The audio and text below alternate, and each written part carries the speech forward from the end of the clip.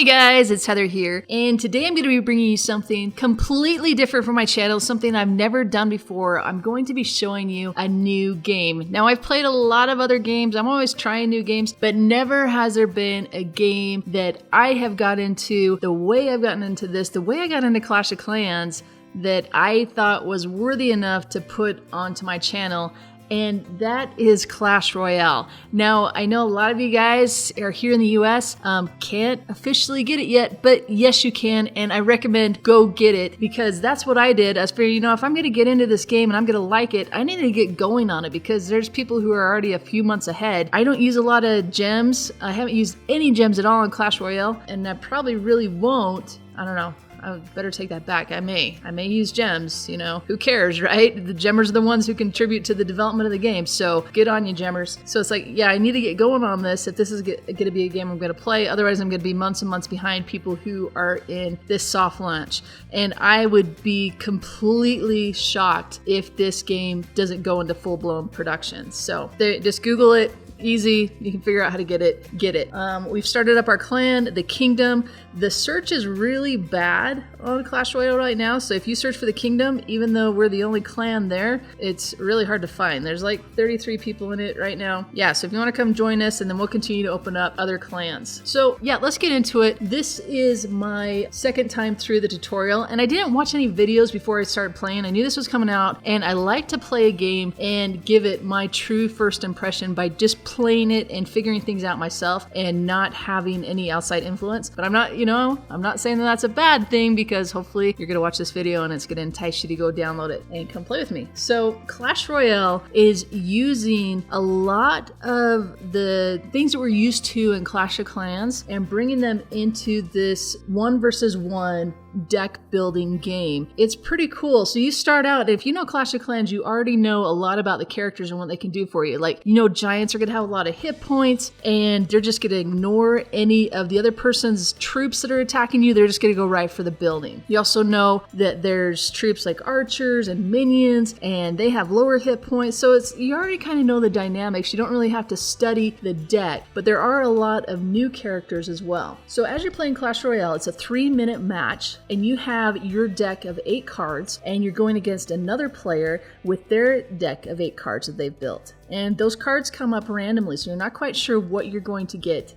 to attack with. And then you have an elixir bar at the bottom, and that's going to determine what card you can play. So you can see is you have a giant, it costs 5 elixirs, so once I fill that up to 5, I can then place a giant. And you can place it anywhere on your side of the map. You can see it's open space in the green, and then as you take down the enemy crowned towers, it's going to allow you to place your troops onto their person's side. So the object of the game is to get the crowns, and whoever has the most crowns at the end of 3 minutes wins. If you get to 3 minutes and you are tied, then you go into sudden death for 1 minute. It's the first person to score a crown. If at the end of that sudden death match it's still tied, then the game ends in a draw. Now, if you take out the center crown, the main crown tower, which you can kind of symbolize as your town hall, if you take that out, you automatically score 3. So that's a great way to take that out and seal the victory. And if you win, you're going to get a treasure chest. And depending on the arena that you're in and the type of chest you get,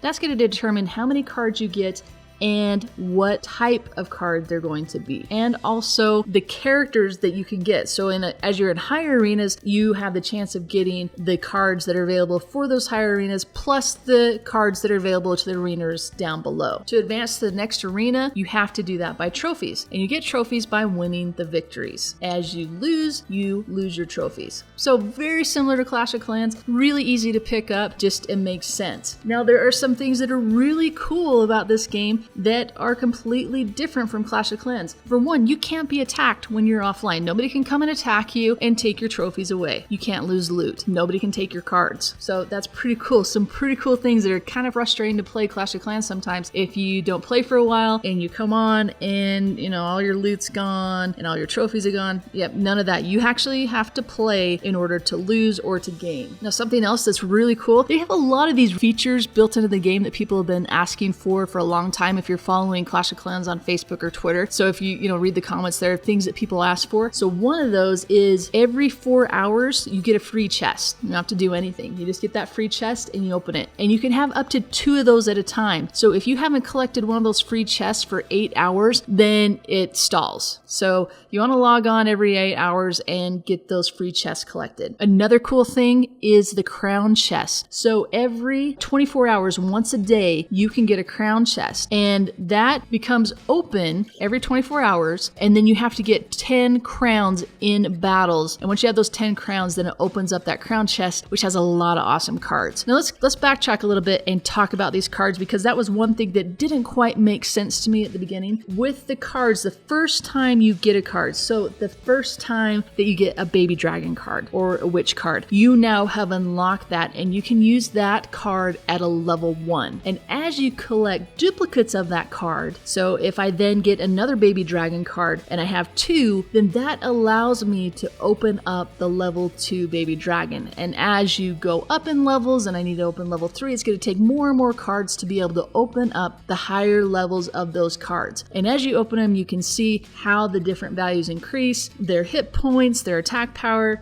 everything like that. Now let's talk a little bit about strategy and building your deck. In the beginning, you're only going to have about 8 or 9 cards, so you're not really going to have the option to choose which cards you use. But as you go on, you're going to be collecting a lot of different cards, and you're going to have to make your set of 8 cards that you're going to use. Now keep in mind, it costs gold to do upgrades to those cards. So you want to be careful how you spend your gold if you're not gemming. You can always use gems to buy gold, and then you can buy those upgrades. So if you're being conservative about how you play, only upgrade the cards that you're going to use, and then keep the other ones, just keep your gold. Now to get experience and level up, there's only 2 ways you can do that. You can do that by leveling up your cards and also by donating. That's going to get you experience. So to get into a clan, you're going to have to be level 3. And the more you go up in those levels, it's called King's levels, it's going to allow you to increase the strength of your defensive crown towers. So a little bit confusing there. Remember, the levels are, the king levels that you are, that's going to apply to your king crowns, your defensive side. And then the arena levels that you're at, that's going to apply to how high you are in trophies. So you could be really high in trophies in a really high arena and be a low level. But it's going to be difficult to do because it's really difficult to fight someone who has better troops than you do, better cards than you do, higher levels with your lower levels. So it kind of keeps you in the arena that you likely should be in. Now, if you look at your battle screen, once you go through the tutorial, you can see a few things here. Like I talked about, it shows your level at the very top. There is a little meeple there that shows you information, your profile about you and what level you are, what clan you are, what your stats are. And it also shows you what your current battle deck is. And this is what other people can see about you as well. It shows you information about your King's Tower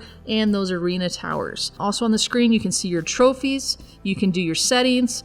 It tells you when you can get your next free chest, when you're going to be able to get your next crown chest. Remember, you have to get 10 crowns once that is available to then open it, and you can open it immediately. So those are kind of cool. Those are the 2 chests that you can open right away. And then on the left side, it shows you the stats of what trophy levels people are and what their rankings are, just like you're used to in Clash of Clans. Below that, you're going to see your activity log. It's going to show your battle log and then also an inbox. The other one over to the right side, the bullseye. This is an awesome one that I missed right off the bat, and this is really cool. Wish we had this in Clash of Clans.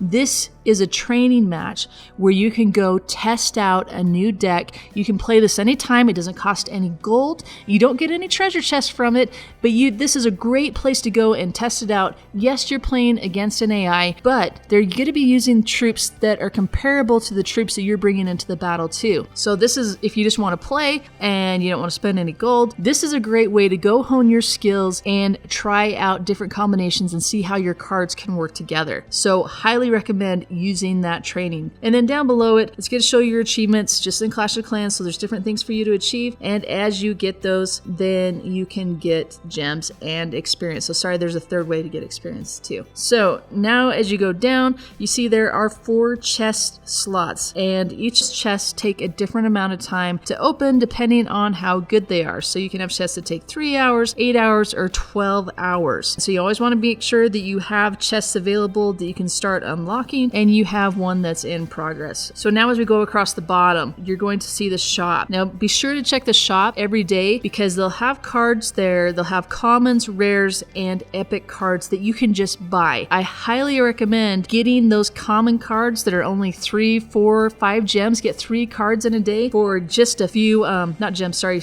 gold. Then you can collect those cards for really cheap. So like you're collecting spare goblins and they only cost you 3. You might as well get, the 3 and the 4 and the 5 costing ones. Here in the shop is also where you can use money to buy gems and progress faster in the game. So the second one is your battle deck. Here's where you can see all the information about your cards that you have, what level they are, how many more cards you need to be able to open the upgrade for the next level, and you can swap out other cards. And it also gives you an idea of what cards have not been found and when they're going to be unlocked. Now, once you get to level 3, like I said, the clan area will be unlocked. In the clan that you join, you can battle each other and test your decks out and fight against each other. This is really cool. It costs 5 gold for each person participating. So somebody sets the matchup, they can say what kind of match they're looking for, and then somebody could accept it and they battle. It does cost 5 gold each. I wish this was a little bit cheaper because you're not getting any treasure chests from winning this. This is just for fun. So that's pretty cool. You can see your clan list. And then the other thing that's really cool is every 8 hours you can request a card donation, and people can only donate the card that you've requested. You have to have at least one of the card that you're requesting, so you have to have opened it. Then if you're requesting a common card, you can get up to 10. If you're requesting a rare card, you can get 1, and you cannot request epic cards. So this is a great way to build up your deck and a really big reason why to get into a clan. And then of course you can donate to your clan mates, and you should. And for every card that you donate, you get experience and gold for doing that. Another cool feature that people have asked for in Clash of Clans that I see that they've now integrated into the clan here on Clash Royale is you can see how many people are online. You can't see who's online, but you can see that there are people online, and you say, hey, is anybody out there? When they just ignore you, and then maybe you can see just, how much your clan mates really like you. No, I'm just kidding. They may be battling, they may be watching a replay or something, which brings me to the TV Royale. One of the coolest things is every hour they publish a new replay. It's a high level replay, and it's a really cool attack, and you can see how people are playing the game at different levels, and you can watch these replays and get some really good ideas for strategies. And it's like, oh, I really like how they use those 2 cards together. That's a great combo. I'm going to work on that. Even though that they're using it at a much higher level, that's still going to work down at my level. Now I've noticed as I'm playing at these lower levels, the strategy is quite a bit different than I would say at the higher levels. I think down at the lower levels, you want to keep your deck pretty lean in elixir. My decks are about a 3.1 to maybe a 3.6 average elixir cost. And that's helpful just because I'm able to counter a lot more cards.